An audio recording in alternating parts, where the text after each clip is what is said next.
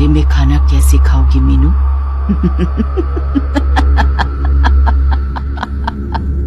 जामिनी को खिलखिलाकर हंसते हुए देख मीनू का गला सूख गया।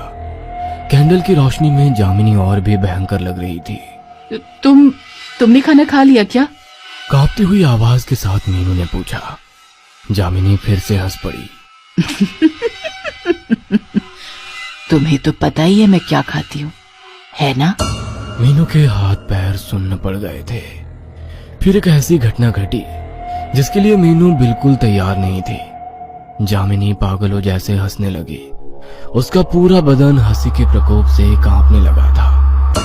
हंसते हंसते जामिनी की आंखें उसके सिर के अंदर की तरफ मुड़ने लगी और उन्हीं आंखों के दूसरी तरफ उस रात को देखी हुई लाल पुतलियों वाली आंखें निकल कर आ गई। वो आंखें किसी इंसान की नहीं थी, वो आंखें थी शैतान